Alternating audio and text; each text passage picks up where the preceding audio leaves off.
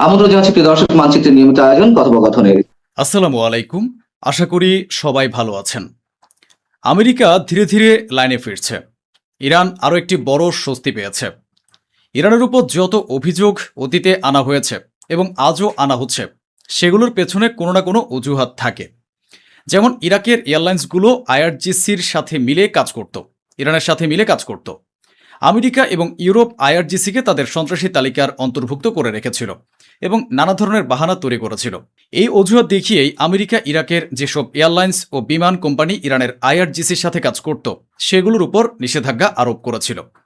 আজ আমেরিকা সে নিষেধাজ্ঞা তুলে নিয়েছে, অর্থাৎ নিজের কথা নিজেই গিলে ফেলেছে আমেরিকা। বিষয়টি হয়তো আপনারা সহজে বুঝতে পারছেন না, তবে এটি ইরানের একটি বিশাল বিজয়। বিষয়টি একদম পরিষ্কার। সারা বিশ্বের মানুষ এখন জেনে গেছে যে আমেরিকার অস্ত্র ভাণ্ডার ফুরিয়ে এসেছে। এমনকি সিএনএন গতকাল যা বলেছে, রেফারেন্সের জন্য এই স্ক্রিনশটটি দেখে নিন। সিএনএন তাদের ব্রেকিং নিউজে বিষয়টি জানিয়েছে এবং ব্যাখ্যাও করেছিল। তাদের কাছেও প্রমাণ ও রিপোর্ট ছিল। তারা এক্সক্লুসিভ স্টোরি করে জানিয়েছে যে আমেরিকার অস্ত্র ফুরিয়ে আসছে, ডিফেন্স সিস্টেম শেষ হয়ে যাচ্ছে। এতে ডোনাল্ড ট্রাম্প প্রশাসন এতটাই ক্ষিপ্ত ও ব্যতিব্যস্ত হয়ে পড়েছে যে তারা সিএনএনের সেই রিপোর্ট শেয়ার করে বলেছে সিএনএন শত্রুর মতো আচরণ করছে এবং মিথ্যা চলাচ্ছে। সম্মানিত উপস্থিতি, দেখুন, মোহাম্মদ বিন সালমান যেমনই হন না কেন, শেষমেশ তো ভয়ের চোটে তার অবস্থাও খারাপ। যাই হোক, আল্লাহ হেদায়েত দিন। আপনাদের স্ক্রিনে মোহাম্মদ বিন সালমানের সে ভিডিও ক্লিপটি রয়েছে, যেখানে তিনি তার মন্ত্রিসভার সাথে কথা বলছেন এবং সৌদি আরব সরকারের কাছে আনুষ্ঠানিকভাবে দাবি জানিয়েছে যে ইরান ও আমেরিকার মধ্যে উত্তেজনা প্রশমিত হোক। এটাও ধ্রুব সত্য যে যদি এ যুদ্ধে সৌদি আরবের ক্ষতি না হতো, তবে মোহাম্মদ বিন সালমান কখনোই বলতেন না যে ইরান ও আমেরিকার যুদ্ধ বন্ধ হওয়া উচিত। যখনই ইরান হামলা করে তখন আরব দেশগুলোর উপর মারাত্মক ক্ষতি হয়। আর ঠিক এই কারণে বিন সালমান সাহেব বর্তমানে সঠিক কথাই বলছেন। ডোনাল্ড ট্রাম্পের কথাগুলোর উপর আমি নিশ্চিতভাবে বলতে পারি যে আমার দর্শকরা নিশ্চয়ই তাকে বিশ্বাস করবেন না, একদমই বিশ্বাস করেন না। এবার শুনুন সে কি বলেছে। তার সাম্প্রতিক বয়ানে সে বলেছে যে হরমুজ প্রণালী অর্ধেক খোলা আছে।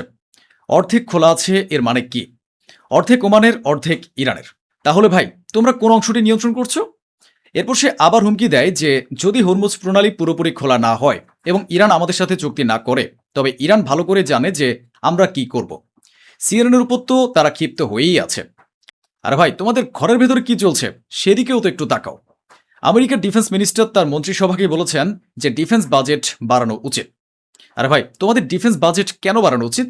যদি অস্ত্রের কোনো ঘাটতি নাই হয়ে থাকে, তবে তোমাদের এই ডিফেন্স মিনিস্টার কেন বলছেন যে ডিফেন্স বাজেট বাড়াতে হবে? বিষয়টি একদম পরিষ্কার যে তোমাদের অস্ত্রের ঘাটতি দেখা দিচ্ছে।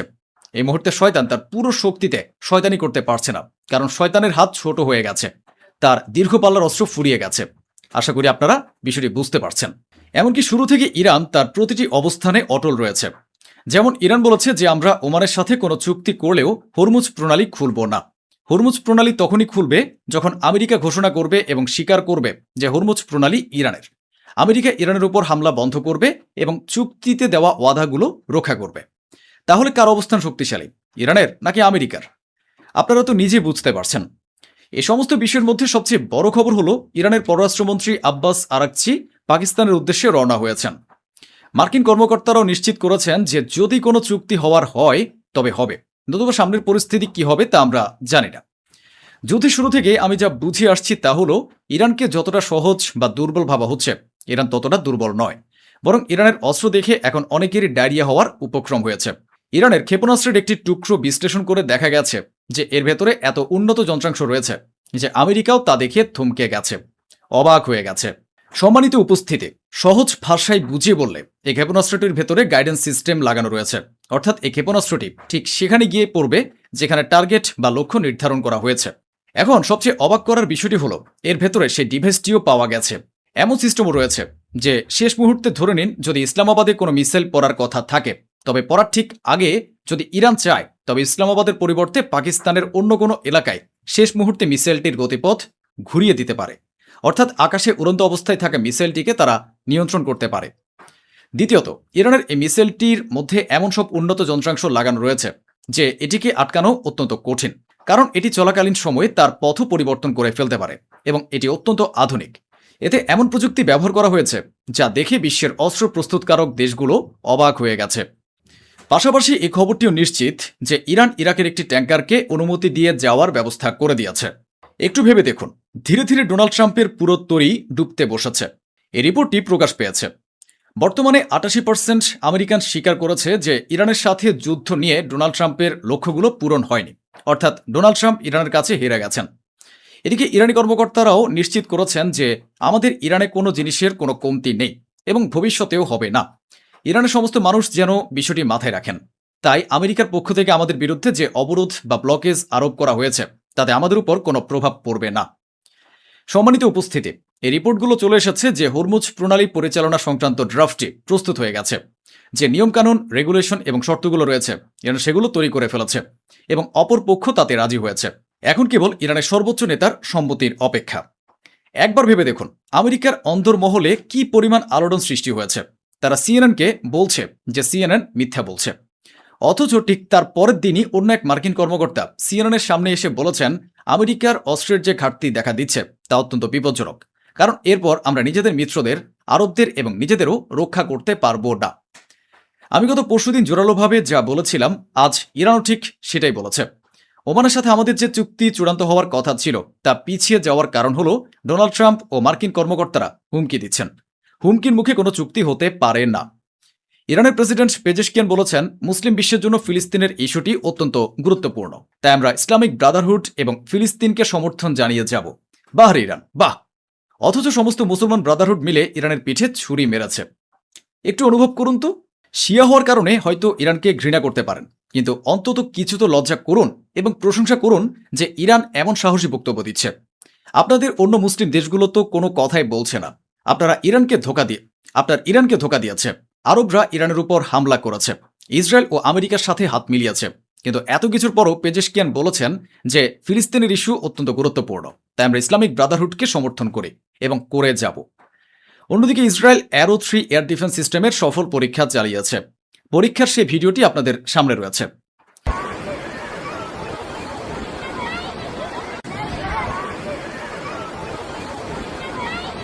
ইরানি কর্মকর্তারা আমেরিকাকে সতর্ক করে বলেছেন, আমরা তোমাকে সতর্ক করছি, আমাদের এলাকা থেকে চলে যাও এবং আমাদের এলাকায় অন্য দেশগুলোর যেসব সেনা ও এজেন্টদের বসিয়ে রেখেছ তাদেরও সরিয়ে নাও।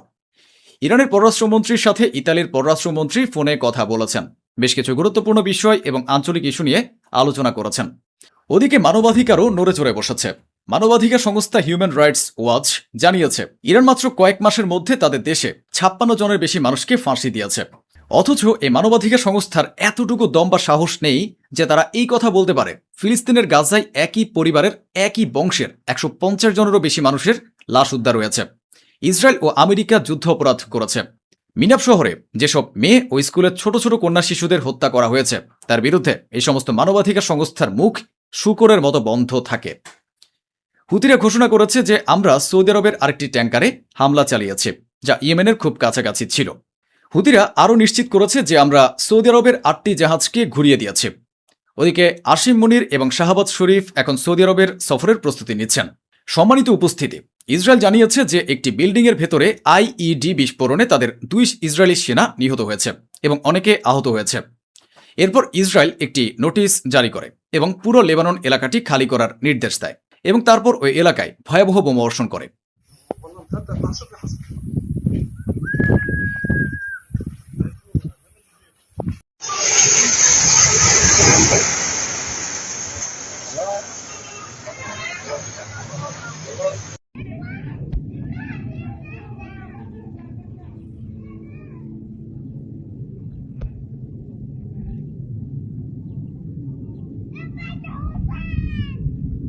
ইসরায়েলের এসব হামলায় একজন লেবানিজ নাগরিক নিহত হয়েছেন। 12 জন লেবানিজ গুরুতর আহত হয়েছেন, যাদের মধ্যে 2 থেকে 3 জনের অবস্থা আশঙ্কাজনক। আমেরিকার প্রেসিডেন্ট ডোনাল্ড ট্রাম্প দাবি করেছেন যে আমি সরাসরি হিজবুল্লাহর সাথে কথা বলতে চাই, কিন্তু লেবাননের হিজবুল্লাহ সাফ জানিয়ে দিয়েছে যে আমাদের কোনো কথা বলার নেই। সম্মানিত উপস্থিতি, এই দৃশ্যটির দিকে একবার তাকান। ইসরায়েলের বসতি স্থাপনকারীরা লেবাননের ভেতরে ঢুকে পড়েছে। আপনারা কি কখনো নিজের দেশের সীমান্ত পার হয়ে অন্য দেশে প্রবেশ করতে পারেন?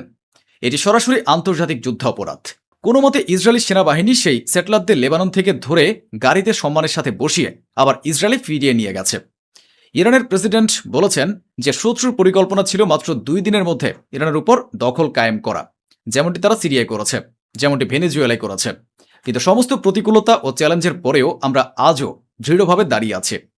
ইরানের প্রেসিডেন্ট আরও বলেছেন, আমি যতই ভাবি না কেন আজ পর্যন্ত এর কোনো যুক্তি খুঁজে পাই না যে আমাদের সর্বোচ্চ কমান্ডার এবং বিজ্ঞানীদের কেন এভাবে হত্যা করা হলো। তাদের এই হত্যার পেছনের আসল কারণ কি? এটি সত্যি বোধগম্য নয়, কারণ তারা নিজেদের পরিবারের সাথে নিজ নিজ বাড়িতে অবস্থান করছিলেন। বাড়িতে থাকা অবস্থায় ইসরায়েল ও আমেরিকা তাদের হত্যা করেছে। ইরানের প্রেসিডেন্ট নিজেই এ কথা স্বীকার করেছেন এবং বলেছেন, ইরানের সর্বোচ্চ নেতার সাথে যোগাযোগ করা বা তার সাথে কথা বলা অত্যন্ত কঠিন, তবে তার উপস্থিতি আমাদের মনে শক্তির যোগান দিচ্ছে।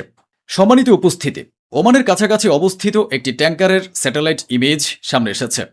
সেই ট্যাঙ্কারটিতে ইরান হামলা চালিয়েছিল, যার ফলে ট্যাঙ্কার থেকে সমস্ত তেল ছুঁয়ে পড়ার দৃশ্য স্যাটেলাইট ইমেজে রেকর্ড হয়েছে।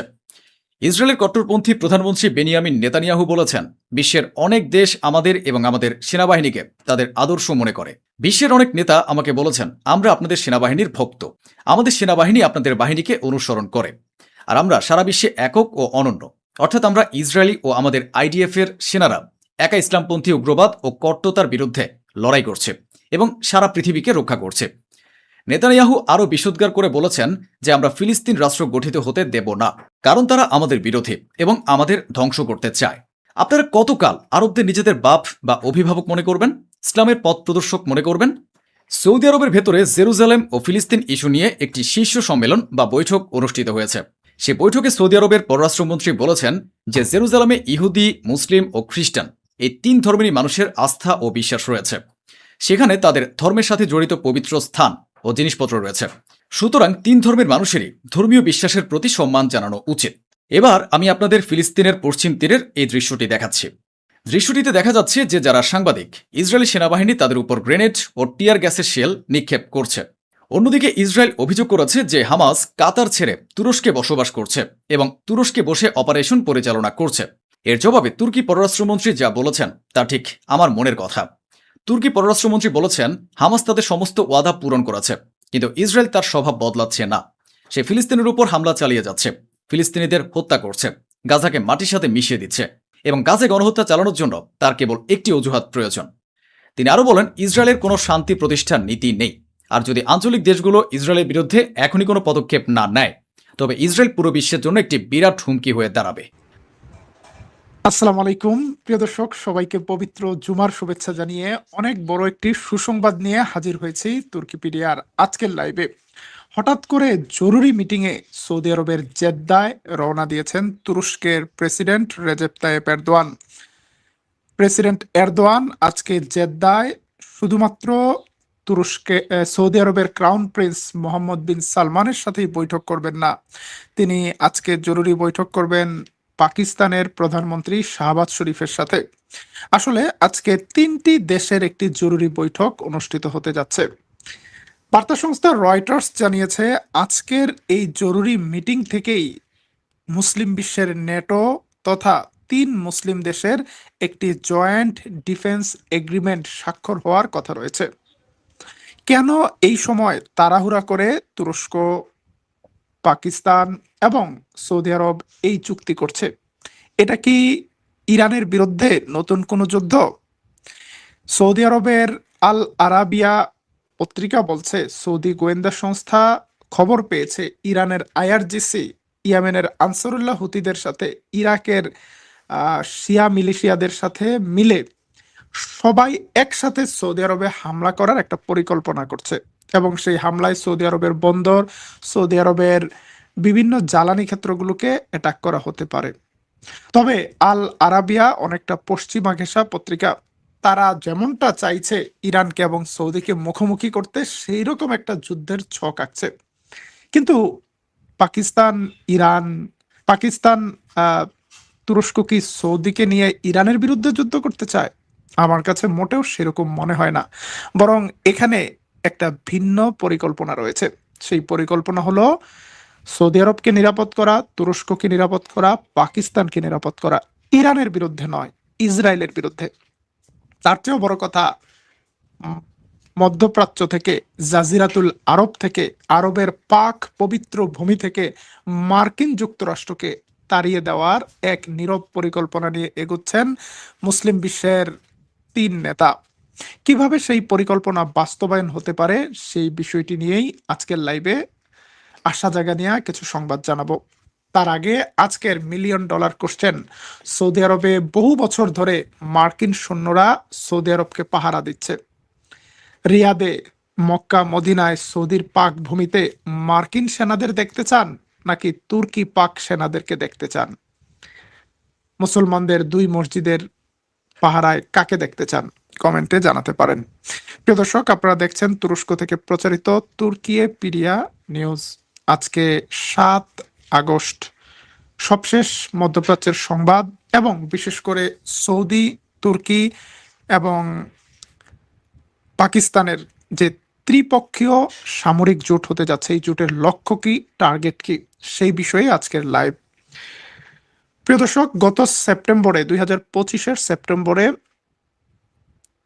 পাকিস্তান এবং সৌদি আরব একটি দ্বিপাক্ষিক চুক্তি করেছে।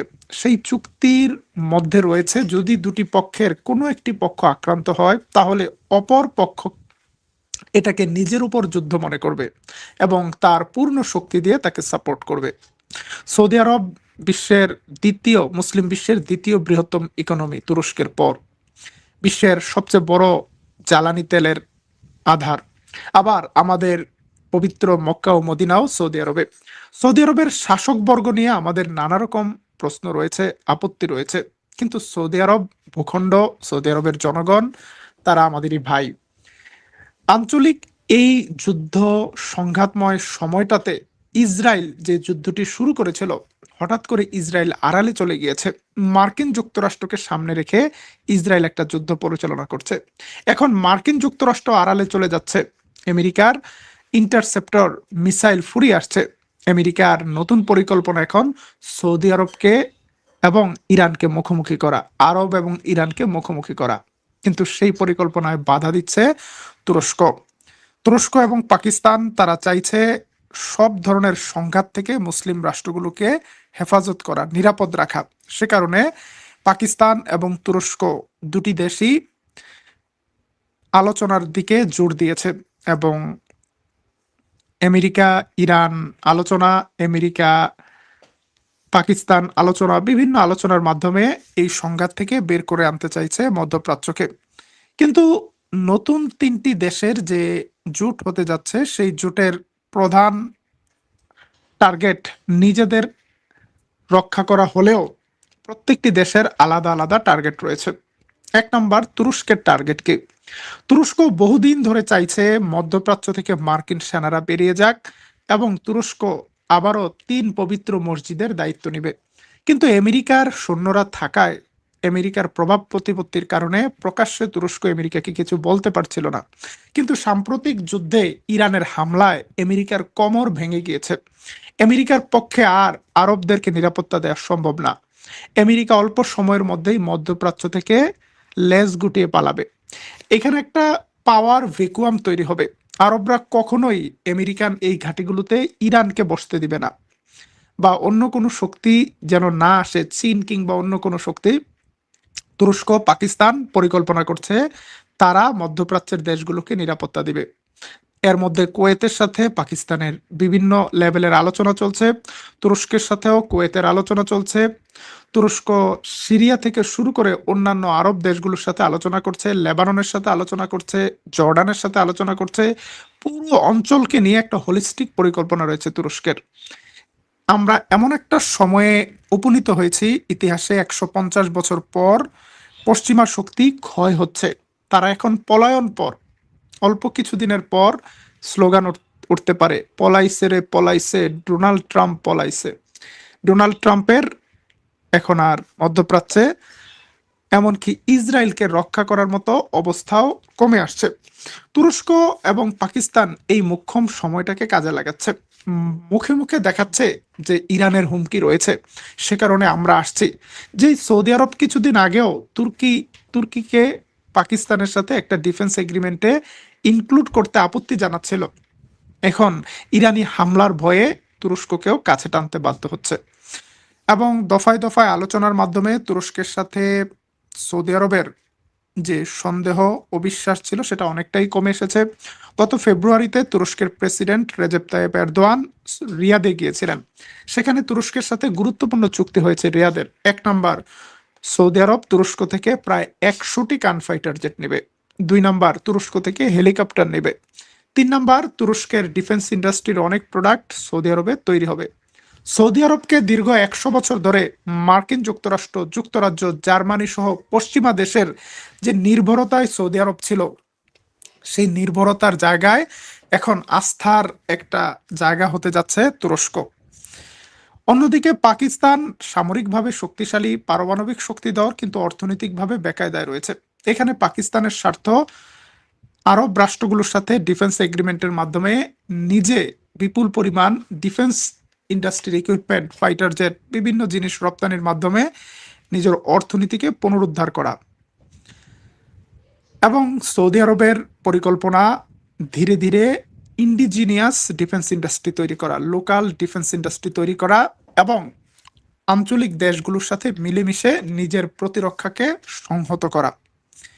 ঠিক এই জায়গায় তুরস্ক যেই খেলাটি খেলছে, প্রথমে সৌদি আরবের নাম থাকলেও তুরস্কের এখানে সাপোর্ট নেওয়ার মতো সাপোর্ট শুধুমাত্র পাকিস্তানের।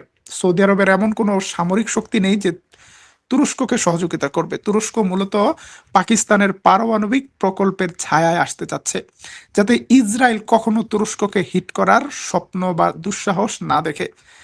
এই চুক্তিটি আজকে সম্পন্ন হলে তুরস্ক বলতে পারবে যে তুরস্কের কোথাও আক্রমণ হলে পাকিস্তান কিন্তু পাল্টা ব্যবস্থা নেবে। আবার পাকিস্তানের দরকার সৌদি আরবের অর্থ, তুরস্কের ডিফেন্স ইন্ডাস্ট্রি। এখানে 3টি দেশের হাতে 3টি বড় কার্ড রয়েছে: পাকিস্তানের পারমাণবিক শক্তি, তুরস্কের ডিফেন্স ইন্ডাস্ট্রি এবং সৌদি আরবের টাকা। এই 3 মুসলিম ভাইয়ের 3টি শক্তি যদি একসাথে হয়, তাহলে এটি আগামী দিনে ভবিষ্যৎ মুসলিম নেটোর একটা ভিত্তি প্রস্তর স্থাপন হবে। এই চুক্তিটিকে নিয়ে অনেকে অনেক ধরনের সন্দেহ করতে পারে, অনেক প্রশ্ন করতে পারে, করাই স্বাভাবিক।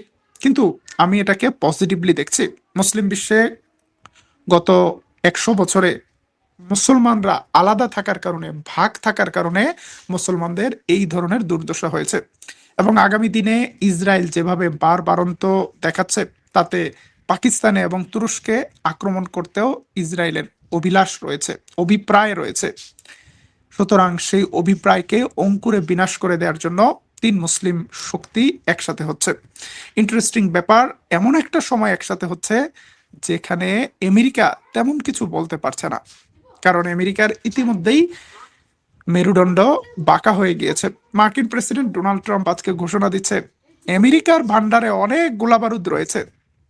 কে জিজ্ঞেস করেছে আমেরিকাকে তোমার ভান্ডারে কত গোলাবারুদ আছে? মার্কিন পত্রিকা ইতিমধ্যেই ফাঁস করে দিয়েছে আমেরিকার থার্ড ক্ষেপণাস্ত্রের 80% মজুদ ফুরিয়ে গিয়েছে। সুতরাং এই জায়গা থেকে আমেরিকান ঘাঁটিগুলোকে যেভাবে তামা করেছে ইরান, আমেরিকার পক্ষে এই মুহূর্তে আমেরিকার ইকোনমি সাপোর্ট করছে না। 38টা ঘাঁটিকে আবার আগের অবস্থায় ফেরত আনবে। আমেরিকার এখন পিছু হটার সময় এসেছে। ঠিক এই সময়টাতেই ঐতিহাসিক তুরস্ক এগিয়ে আসছে, পাকিস্তান এগিয়ে আসছে এবং এবং এই অঞ্চলে একটি স্ট্যাবিলিটি, একটি নতুন ডিজাইন তৈরির কাজ করছে। আমি যেটা বলছিলাম যে তুরস্ক আজকের এই সময় শুধু হুতিদের বিরুদ্ধে সৌদি আরবকে সাপোর্ট দেওয়ার মতো স্বল্পস্থায়ী বা ছোট শর্ট টার্ম কোনো প্ল্যান নিয়ে আসেনি। তুরস্ক একটা 50 বছর, 100 বছরের পরিকল্পনা নিয়ে এসেছে। তার মধ্যে শুধু সৌদি আরব নয়, তুরস্ক এই পরিকল্পনায় যুক্ত করছে লেবাননকে, জর্ডানকে, সিরিয়াকে, ইসরায়েলের চারদিকে প্রত্যেকটি দেশের সাথে তুরস্ক সম্পর্ক তৈরি করছে। এমনকি তুরস্ক প্রশিক্ষণ দিচ্ছে মিশরের সেনাবাহিনীকে। এই মুহূর্তে মিশরের সেনাবাহিনীকে প্রশিক্ষণ দেওয়ার ভিডিও দেখলে আপনাদের মনে হবে যেন ডাঙ্গার মধ্যে জাহাজ নির্মাণ চলছে। যেমনটা হজরত নুহু আলাইসাল্লামের কর্মকাণ্ড দেখে তার জাতির লোকেরা বলেছে, নুহু তো এক পাগল, সে বৃষ্টি নাই, পানি নাই, ডাঙ্গার মধ্যে নৌকা তৈরি করছে। নুহু আলাইসাল্লাম জানতেন এই নৌকা কখন কাজে লাগবে। সুতরাং তুরস্ক মিশরকে সামরিক প্রশিক্ষণ দিচ্ছে, মিশরের সাথে সম্পর্ক ভালো করছে। এটার একটা সুদূর প্রসারী পরিকল্পনার অংশ। ইসরায়েলের চতুর্দিকে তুরস্ক তার ঘাঁটি তৈরি করছে। 27 সালে এইরকম আরো অনেকগুলো নতুন নতুন সংবাদ দেখতে পারবেন। তুরস্ক তার সবচেয়ে বড় মুসলিম বিশ্বের সবচেয়ে বড় এয়ারক্রাফট ক্যারিয়ার তৈরি করছে। তুরস্ক তার পারমাণবিক প্রকল্পকে দ্রুত এগিয়ে নিয়ে যাচ্ছে। তুরস্ক একসাথে 36টি যুদ্ধজাহাজ তৈরি করছে। ভূমধ্যসাগরের সবচেয়ে বড় নেভাল পাওয়ার হতে যাচ্ছে।